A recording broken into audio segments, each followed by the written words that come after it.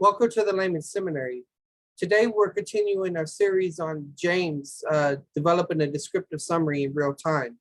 As y'all know from the video that y'all just saw, I was building off of descriptive summaries that I had made with my friends Josh and Lacey, and then my wife and I, we continued to work on those as with her, and we left off with chapter 3. Well, this time I met with Josh again after we worked on his Greek stuff for class. We met and we finished up the descriptive summaries for the entire book for each paragraph. Then one thing we did was we noticed the repeating of brothers and sisters, or brothers and the sisters is interpretive. But so we made a distinction that every time that occurs, we put that in red. So to get an idea, maybe that's perhaps the main structural division, because we want to think about things larger than a paragraph now. And we did that for all of those. And then also the times wherever the word brothers only occurs, not my brothers, but just brothers, we put that separate as well. And then also where the rich man occurs, we put that as well. So maybe this will help us understand the structure a little bit. The thing that I did recently was I left the 1:1 is the introduction all by itself. And so we have the my brothers and sisters thing going on right here. And so I thought about, okay, what is the relationship between this paragraph and this paragraph? Is there a common theme? Is there something that I can link these two together? And what I came up with for that one was ask for wisdom, don't be arrogant. Did the same thing for 2 through 18.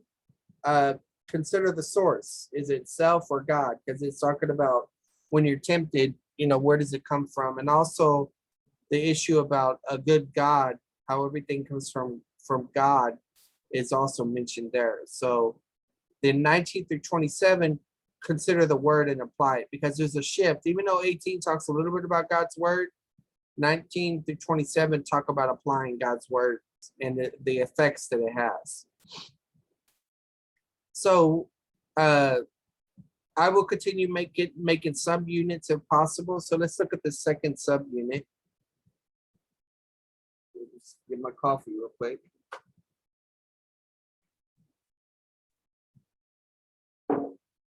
Okay. 2:1 through 13. All right, so you see that it begins with brothers and sisters, and if we go by that division, then 2:14 is its own division. All right, and so you'll notice up here that that's how I have my units divided up by the brothers and sisters. And so now the subunits I'm considering.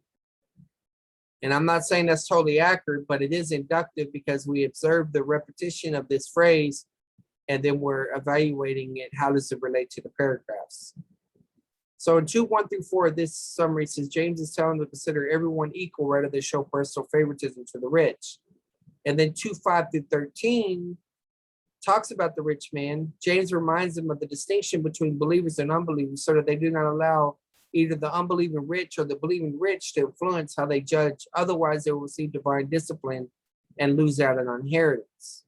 Okay, so this relates to personal favoritism, because the one that they're showing personal favoritism is to the rich. And so if we brought these two ideas together, we could basically say personal favoritism to the rich is foolishness because of the distinction between believers and unbelievers. Let's try something like that. So are we going to say that 2:1 through 13 is one idea? Yeah. So we won't even go in for a sub idea right here because of just how it's divided up. Well, we can come back in and clarify it. We could say something like this. Second unit, personal. Really what we're talking about is prejudice and discrimination. Let's just prejudice and discrimination in favor of the rich fails to recognize the distinction between believers and unbelievers and how God disciplines. Something like that. Now, of course, that's way longer than these, but that makes sense because when we make our summary statement for this first unit, it's going to encompass what is being said here.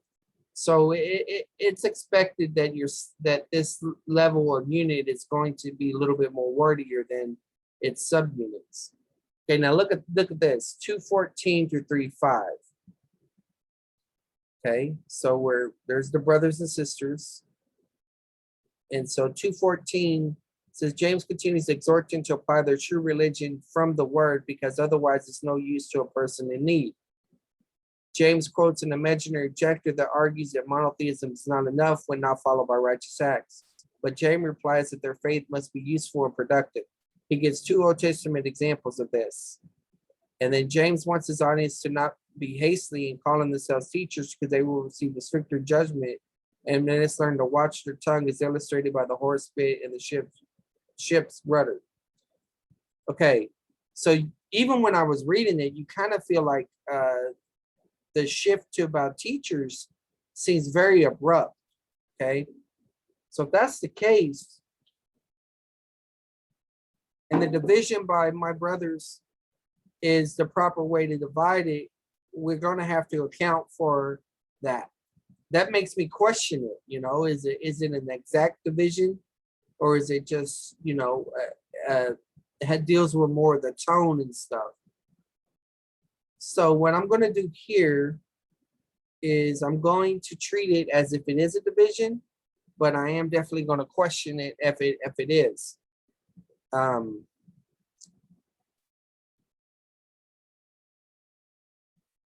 just going to basically, he's saying, apply the word so you are useful to others.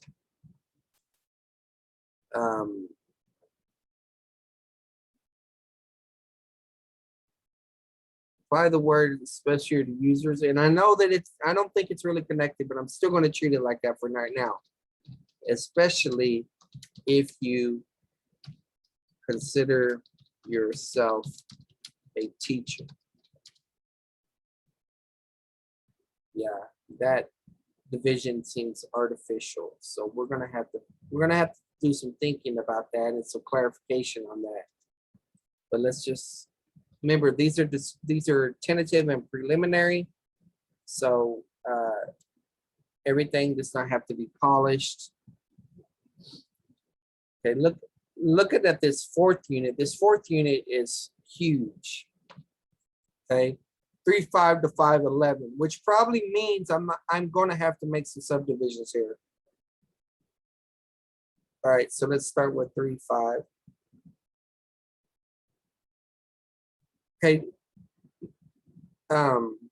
Brothers and sisters happens in 3:12, occurs in 3:10 and in 3:12, which probably means he's ramping up his emotional tone, his passion.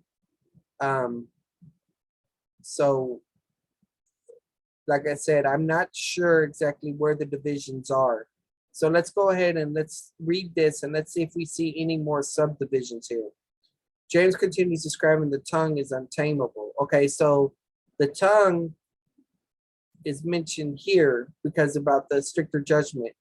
They must watch their tongue. So this may be more of a hinge idea, but let's keep going on with it. Because it's capable of blessing the curses, which according to nature should not be the way, since blessing should only flow from the tongue with God's help. James challenged those who think that they are wise to apply their wisdom in a godly manner, because it should be from a godly source. So both these ideas both relate to source, you know, the source of the blessings and cursings, and then this is about godly wisdom. So godly wisdom in words and action. Let's try that. 3:5 through 18. Well, that's still not the main unit, so we're going to have to make a subunit here. So let's try this. 3:5 through 18. Have wisdom in words and I would say deeds, but we'll just go with actions. 3:5 through 18. Okay, James identifies the source of conflict. So the idea of source is still involved here. As their own sinful desires, they hinder their prey because they don't realize they're cheating on God and making themselves enemies in Him. So James calls them to humble themselves to receive the grace that God offers.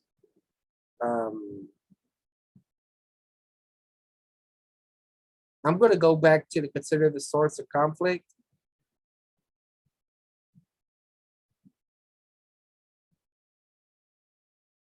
So that was 3:13 through 1:6. 4:6. So 3:19, sorry, to 4:6.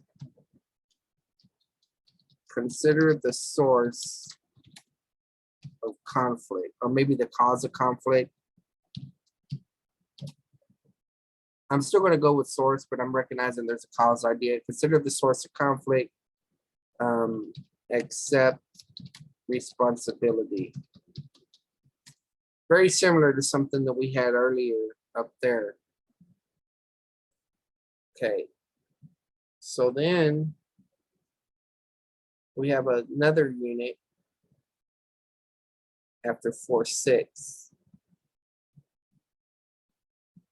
James piles up commands them to submit to God so they can resist the devil and their own sinful desire, which is humility that the Lord will reward with exaltation. So the concept of humility was here as well. So humble themselves and humility. That concept is there right here. And then James prohibits judgmental attitudes and sins of the tongue because God is the only perfect judge. The tongue idea is coming back. James challenged their attitude of self-sufficiency when they should be praying and act according to the Lord's will. Where their self-sufficiency is depicted as the sin of a tongue. It includes illuminate conscience and other basis for knowing if sin or evaluating conduct. Okay, maybe I'm forcing this a little bit, but that's all right at a preliminary and tentative level. So let's take 4:7 through 4:7 through 3:17 as our unit. Let's see what that does for us.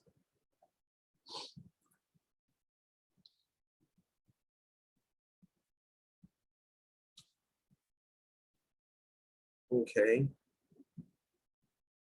Let's look at this. All right.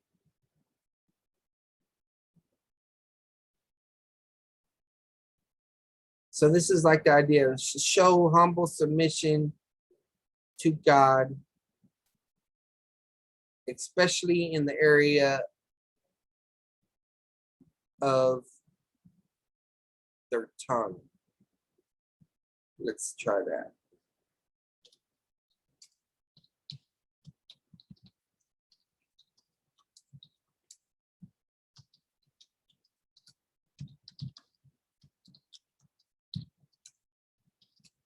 And have an approach of prayer. Now, prayer was also mentioned in the previous section too. Accept responsibility and pray correctly. All right. And then that means we would get one more. 3:5.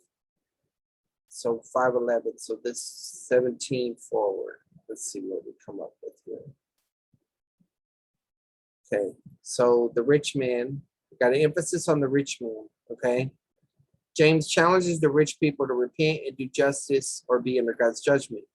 James commands them to be patient and not complain and follow the good example of the Old Testament prophets' endurance so they will be rewarded, okay? And where did I say that ended? 5:11.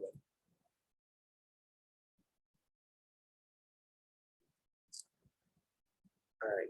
So we're going to treat James 5:1 through 11 as one idea.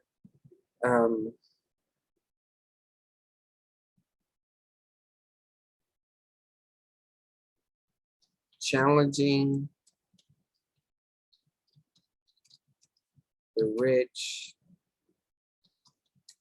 while encouraging endurance.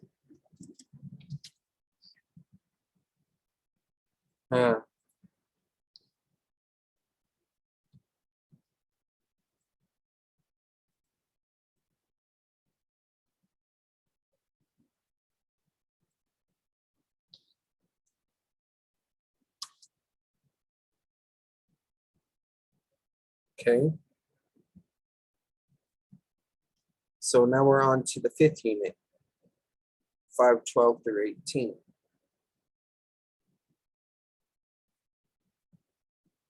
Okay. Do not offer shady promises, instead be people of integrity.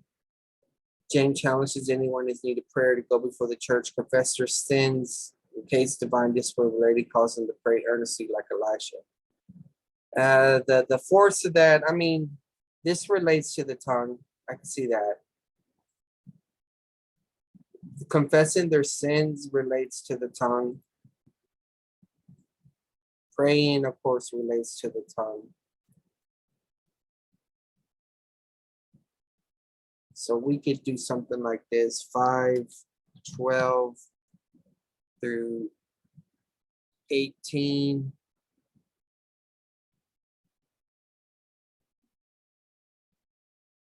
More proper uses of the tongue.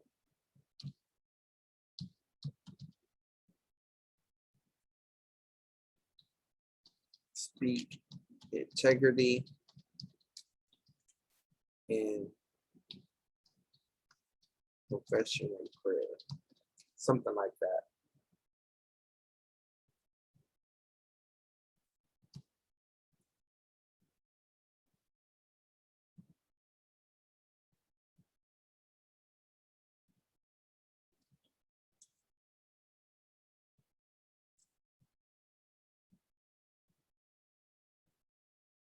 Okay. And for our final unit,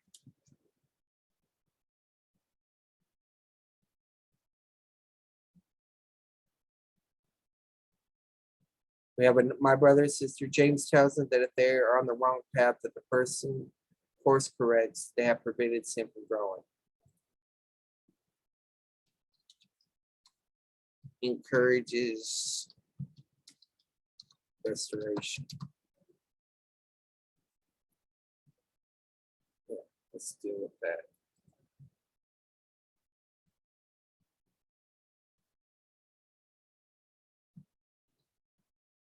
All right. So now that we have those, and the colors really don't matter. Now that we have these, now we can go in and we can start inserting stuff. So this is going to be the same.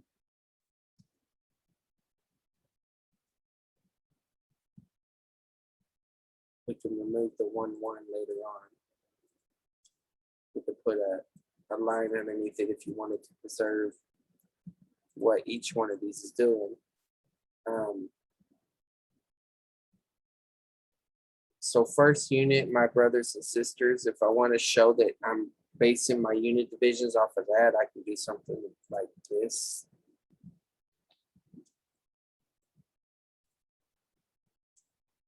Okay. 2, 1 through 8.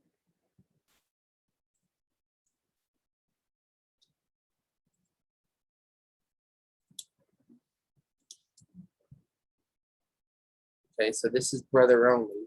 So if I want to preserve that distinction, I could just stick it at the end right here. 9 through 11.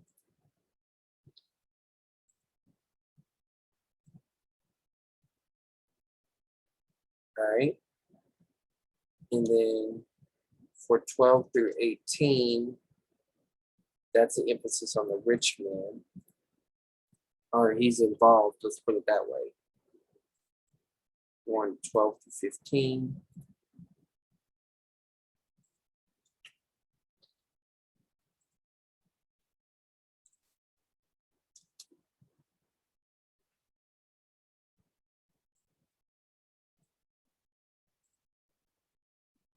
Now the chances of this book having 7 units is very slim.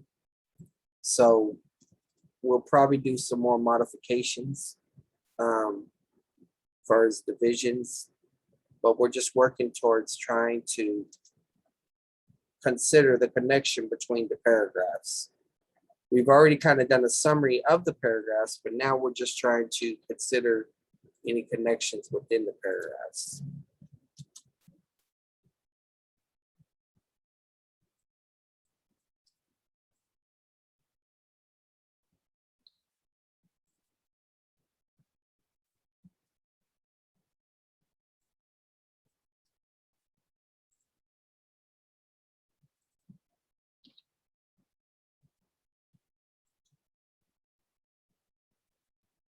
Okay.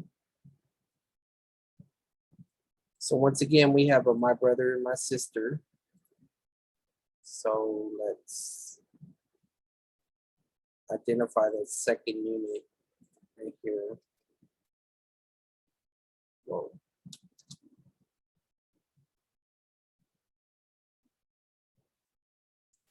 Uh-oh, I think I messed up. No, I didn't. Okay.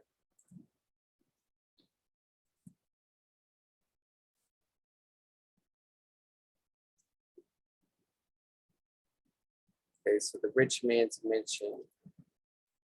So we'll stick him right here just so that we're aware of it.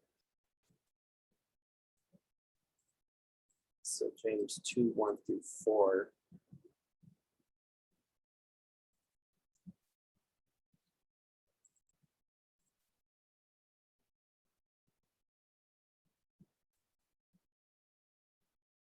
Up 5 through 13.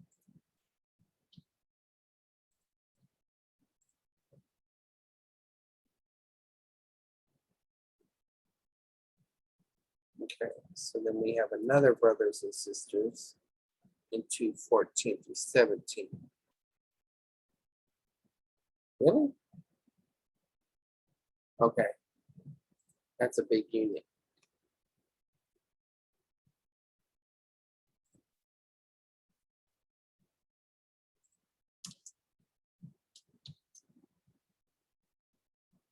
So we got the brother only addressed in 14 through 17.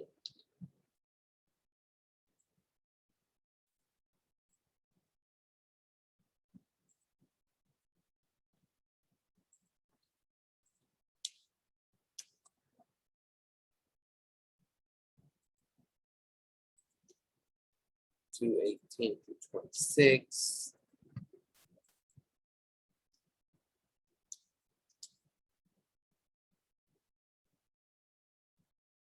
And according to this, I have 3, 1 through 5a here.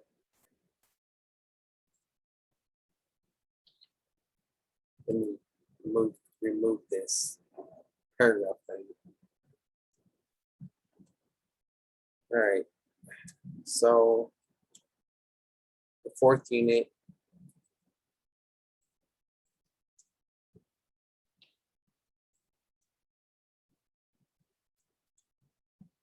Okay.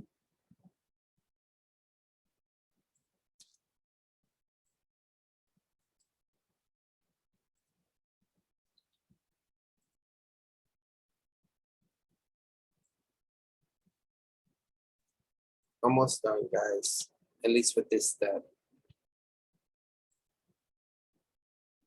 The benefit of these real-time videos is you're seeing it done in real time. The drawback of it is done in real time, so it's kind of slow at certain times. But you can always, if you already know how to do something, you can always fast forward. But if you question why I came up with what I did, You can always go back and look at that as well. This is brother only.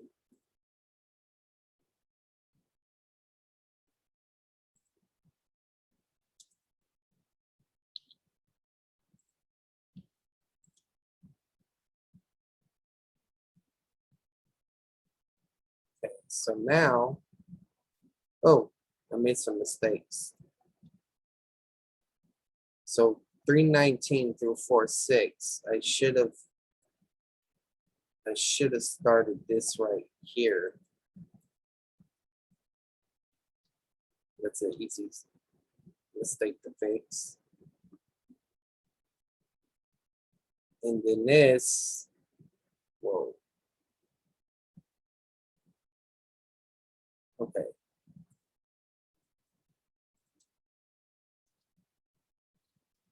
This is 4 through 12. So then the 17 is going to go here.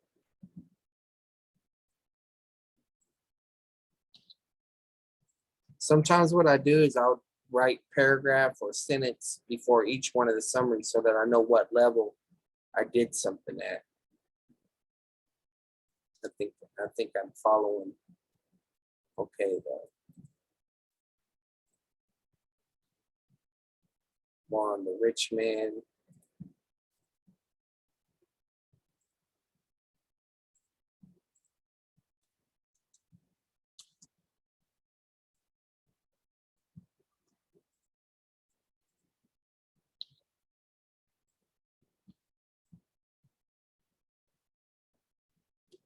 Okay. Another brothers and sisters.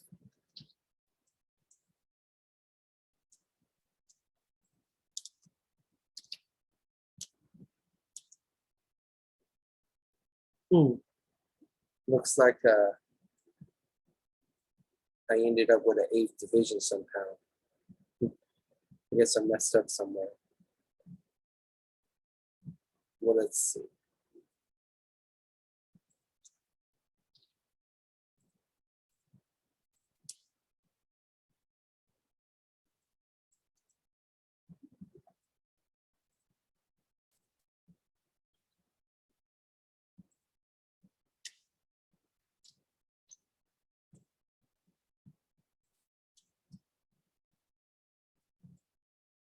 All right.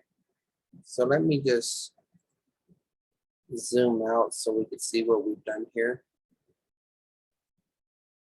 What we've basically done is we've preserved all of our work. Not sure why that heading. Okay. We preserved all of our work, and if we wanted to, we can go to layout. We can narrow the margin. We could fit more in that way. But we've preserved all of our work, and now we basically got to think about what we want to do next. I think the route that I'm going to go at is I'm just going to make a preliminary summary of the book. Actually, I'm sorry. I need to finish these units right here. So James exhorts his audience to ask for wisdom from God instead of being arrogant. And so here we are. This is what we're doing. We're making summaries of these points right here. Ask for God, consider the source, and consider the word and apply it. Exhorts his audience. So I can erase them, my brothers and stuff now because I already know what division that is. As for wisdom of God, instead of being arrogant,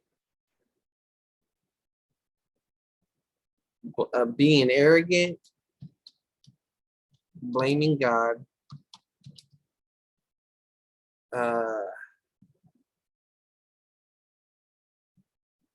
rather than accepting responsibility or allowing the word of God to correct then something like that. All right. So we got the first unit done. Now let's go to the second unit. Well, the second unit already has a summary. We don't need the brothers and sisters division because we already know. Prejudice, discrimination in favor of the rich fails to recognize the distinction between believers and unbelievers in our God disciplines. All right. So we can look at our third unit, which is right here. And this one also has a summary already. Wow. Okay. This should go there. So it says apply the words so you're useful to others, especially if you consider yourself a teacher. So that's the third unit summary. We did it in red a while ago, so might as well do it in red. All right. Fourth summary, we need one for this one. 3, 10, and 12 is where brothers and sisters occurs. All right, so here's what we're summarizing. Have wisdom in words and actions. Consider the source of conflict, accept responsibility, and pray correctly. And show submission to God, especially concerning time and have an approach to prayer. And challenge of the rich to, while encouraging endurance. So, like I said, I don't think that this is all perfect. James exhorts them to have, I'm going to say to show wisdom in their words and actions by accepting responsibility, praying correctly, and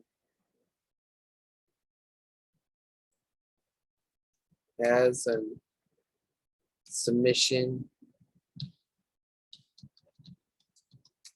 to God, as submission to God, maybe something like that.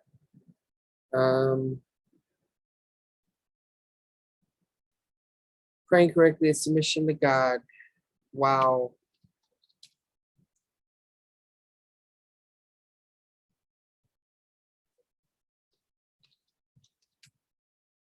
enduring or persevering, we could even say, in context of dealings with the rich. Okay.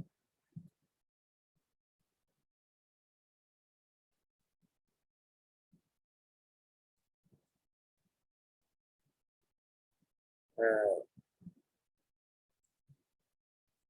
12 through 18, more proper use of tongue, speak integrity, confession, and prayer. Okay, that's fine. And then the 6th unit is James encourages restoration. Okay, that's fine with there. All right, so now that we have our major units divided up, what we do is we copy and we paste it.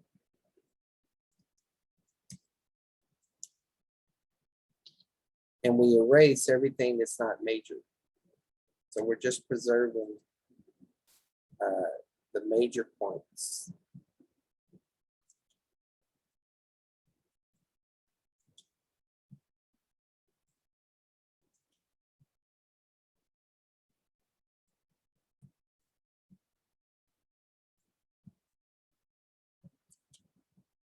Okay.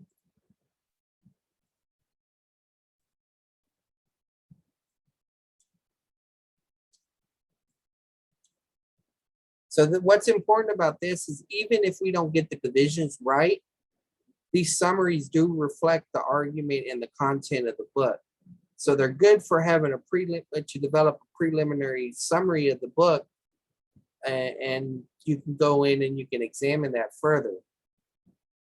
All right, so we could say something like this.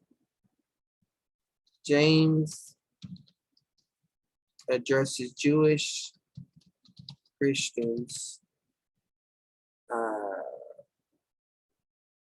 Well, we don't have to say addresses because we know he's addressing them. Let's just say exhorts Jewish Christians to seek the wisdom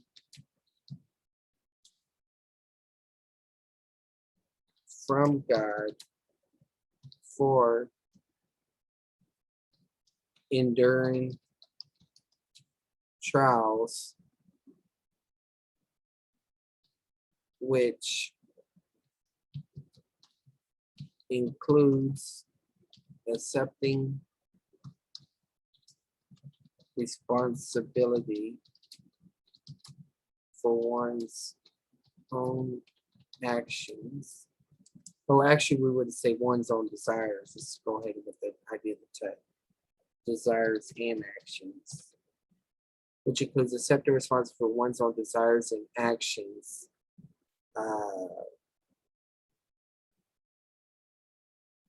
And allowing the word of God to correct them, and then so that they will not show personal favoritism to the rich and fall into other sins of the tongue that involve shady, I'm gonna say shady business practices that the rich practice. Now I know the Pharisees were also practicing some of this too, so okay, applying it because the teacher should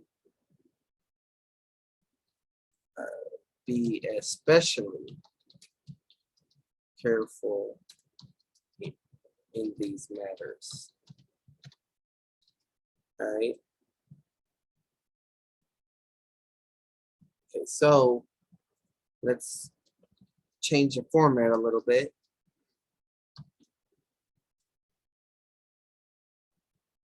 Oops, I remember what I did. So this would be 2 through 27.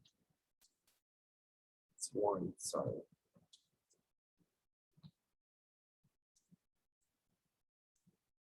Right, and then this would be 2, 1 through 13.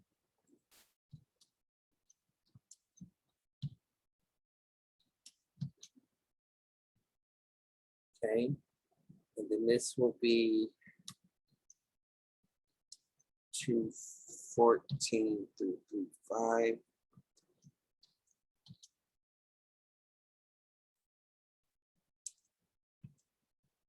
And then this will be 3:5 through 5:11.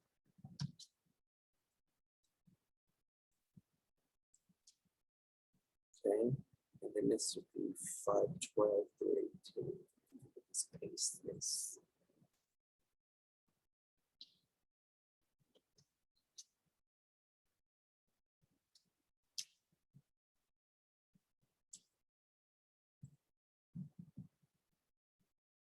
Right, and then this will be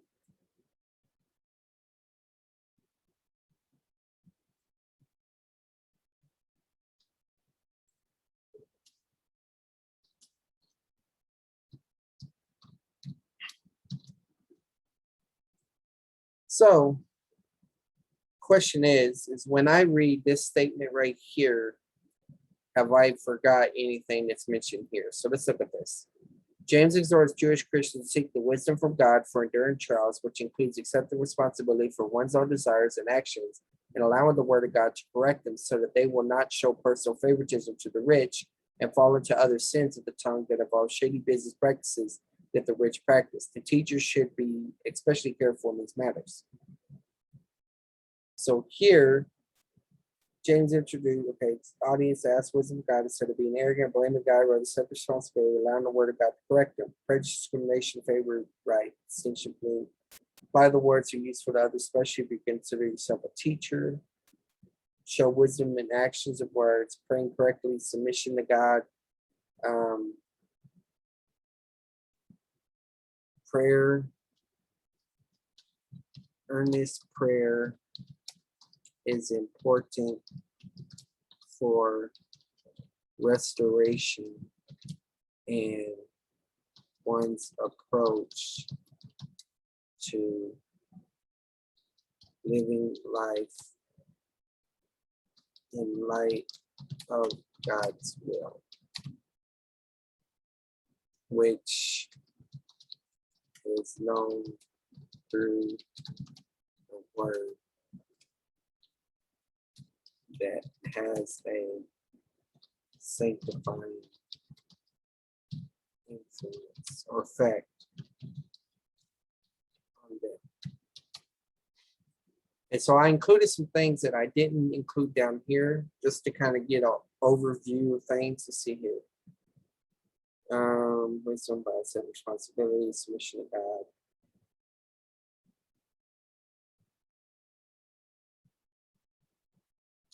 Be Christians of integrity. So with that, then I can take this, which is pretty choppy, which is pretty difficult to read and get, and I can simplify it even more. So I might say something like this. Jewish Christians should live wisely and act wisely. Well, live wisely covers everything. Talking, acted, live wisely instead of being influenced by the rich,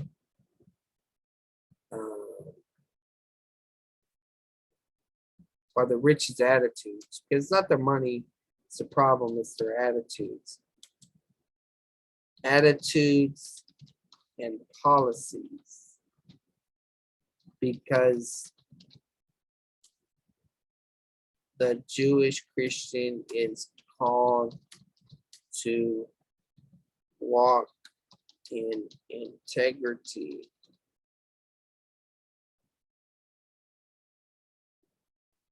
which is developed by persevering during trials. Okay. Jewish Christians should live wisely. That relates to seeking God instead of being influenced by the rich. That deals with a lot of things that's going on and policies, because the Jewish Christian is called to walk in integrity, which is developed by persevering during trials. So that relates to walking in integrity and maturity. We could say this: integrity, maturity, and sanctification. Even though experiential sanctification is all related to that. And we could probably even shorten this up more. Instead of the song Walk Like an Egyptian, you could just say walk like a Christian. Walk like a Jewish Christian. And a Jewish Christian had the Old Testament, they had the Old Testament examples, they had the Proverbs, very similar language is mentioned here, because this is the first book of the Bible, of the New Testament. So maybe you might want to do something like that. Walk like a Christian and then talk about all that. But this is just to give us an idea that when we go in and we make our divisions, does it relate to this? Now, before I go any further, I want to show y'all one possible division that James has made for us in the book. Let's see, right here. You know this, my loved brothers and sisters. Now everyone must be quick to hear, slow to speak, and slow to anger. But some people believe that this is a three-part division of the book. And if that's the case, it may be a little bit hard to see the distinction between hearing and speaking. Hearing, of course, means listening and obeying. Speaking relates to the tongue, and anger may be related to the conflict that they're having. So if we took that, all right, so we can just come up here and let's just assume that that division is correct. Let's make a copy of this so that we're preserving our original division. Let's stick it down here or something. Then we'll make some modifications. We'll keep the introduction the same, but we'll say body of the book of James. Then what we'll do is we'll put quick to hear, okay? And then we'll put quick to hear. What is it? Quick to hear, slow to speak,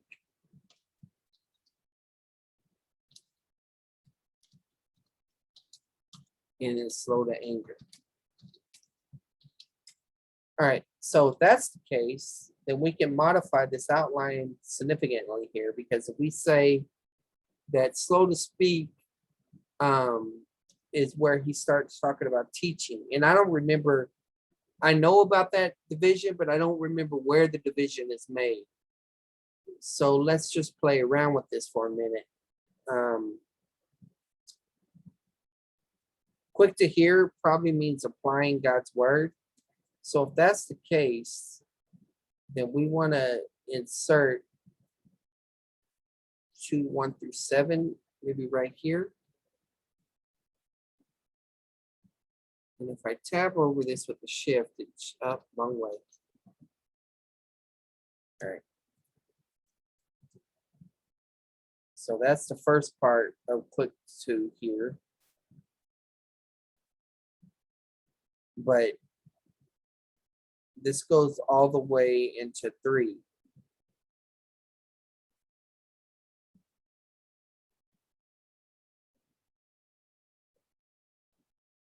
Click to here.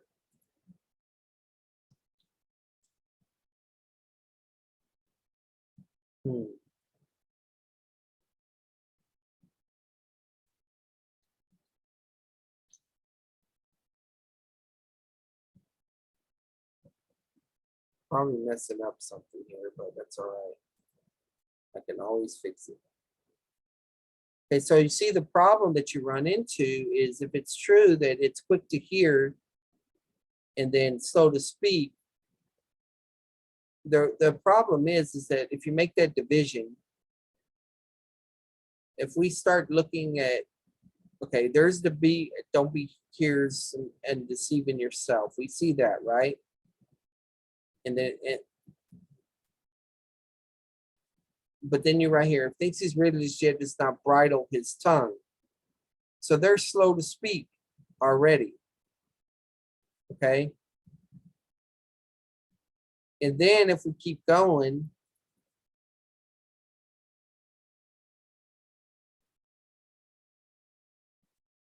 notice right here that he's talking about what the people say. Come into your semi-gold ring dress and you say.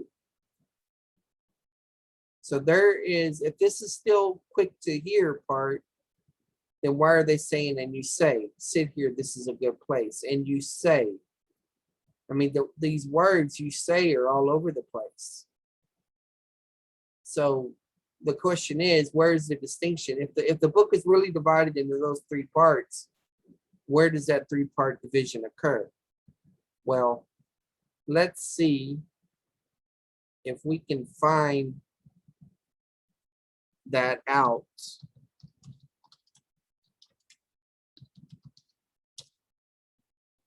by looking at Constable's notes.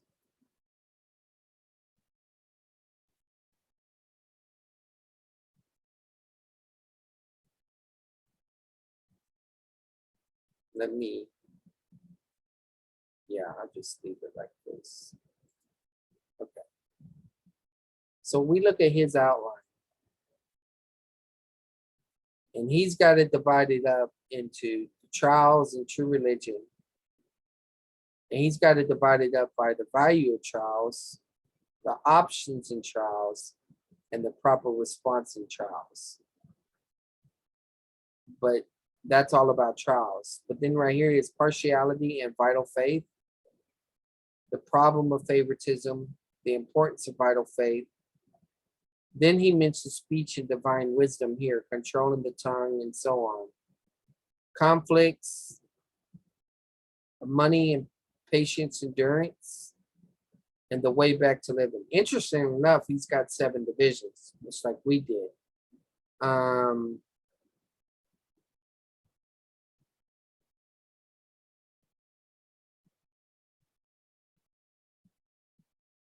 So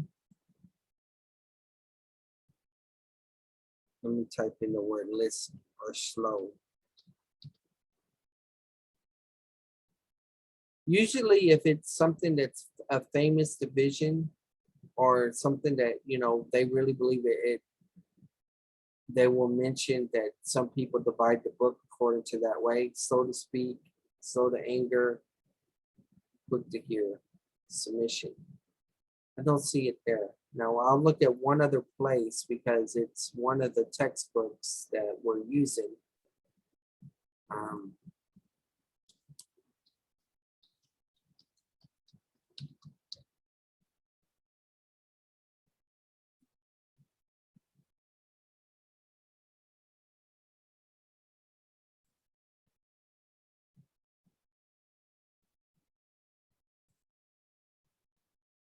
So Constable did this outline as well. So even though I have been taught by someone really reliable about the division between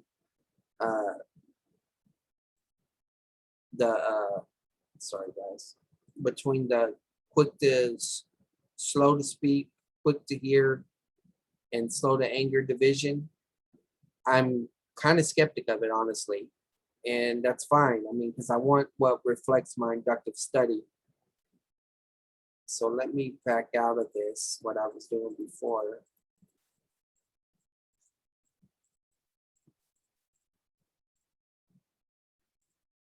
But that's just one way you evaluate it. Now, I don't, like I said, I don't know for sure where those divisions are.